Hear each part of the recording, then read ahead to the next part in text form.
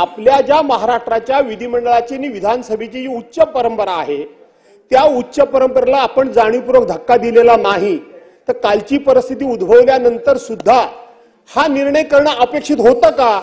आपण 11 वाजता सभागृह सुरू केलं, 1 वाजेपर्यंत सभागृह ऍडजर्न होईल म्हणून आपण सांगितलं. त्याच वेळेला अध्यक्ष महोदय मी इथं आलो होतो आणि आपले विधिमंडळाचे सचिव आहेत त्या सचिवांना एक मी आपल्याला आठवण करायला सांगून गेलो होतो सभागृहातनं की आदरणीय अध्यक्ष महोदयांना एक आठवण करा की आज गिलोटीन आहे, आपल्याला हे गिलोटीन टाळता येणार नाही हे आपल्या सचिवांना मी सांगून गेलो होतो माझ्या अनुभवाप्रमाणे. त्यांनी आपल्यापर्यंत हा विषय पोहोचवला नाही, पोहोचवण्याची आवश्यकता आहे नाही हा भाग वेगळा, परंतु आता कालचं गिलोटीन टाळलंय ते आपण कायद्यानं नियमानं यापेक्षा कोणत्या परिस्थितीनुरूप ते टाळणं भाग होतं किंवा पूर्वी असं कधी टाळलं गेलं होतं का या संदर्भामध्ये खुलासा करून या महाराष्ट्राच्या विधिमंडळाची उच्च परंपरा आम्ही शाबूत ठेवलेली आहे हा संदेश बाहेर आपण पाठवावा, हा माझा या ठिकाणी आपल्याला विनंती आहे. हरकतीचा मुद्दा नाही, पॉइंट ऑफ इन्फॉर्मेशन नाही, तर घडलेला प्रकार आपल्या निदर्शनात आणून त्या संदर्भात आपण खुलासा करावा अशी माझी विनंती आहे. बोला, आपल्या या विषयावर बोलायचं आहे, बोला. अध्यक्ष महोदय, सन्माननीय भास्कर जाधवनी जो मुद्दा उपस्थित केला त्याच्यावर या सभागृहात आपल्याकडनं स्पष्टीकरण त्यांनी मागितलं, बरोबर आहे. कदाचित त्यांनी जर ते म्हणताय त्या पद्धतीने सचिवाला सांगितलं असेल की 11 वाजता सभागृह तहकूब झाल्यावर 1 वाजता सांगितलं त्या आधी गिलोटीनच्या विषयावर आपण निर्णय करावा.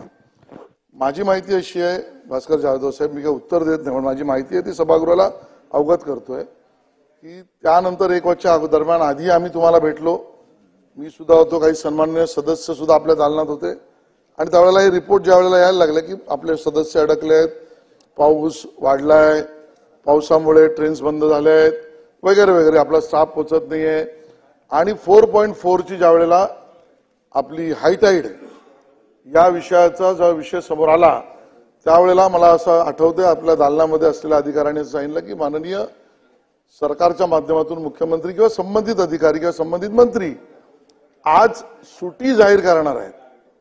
आणि मग भास्कर जाधव साहेब, जर सरकार प्राप्त परिस्थितीमध्ये सुट्टी जाहीर करणार असेल तर त्यावेळेला सभागृहासमोर असलेल्या विषयावरच्या गिलोटीनच्या तुमचा मुद्दा मी कापत नाही, टाळत नाही, मुद्दा करत नाही, 2 वेगवेगळ्या रचना एका वेळेला काम करतात. सभागृह भरणं आणि सभागृहाच्या आतमध्ये असलेल्या व्यवस्थेत, आपल्या या सभागृह चालवण्याच्या व्यवस्थेत, आपल्या विषयाच्या व्यवस्थेत, आपल्या अजेंड्याच्या व्यवस्थेत माननीय अध्यक्ष यांचा नियमानुसार विधिनियमानुसार चालू नये सभागृहात अंतिम निर्णय त्यांचा मानला जातो.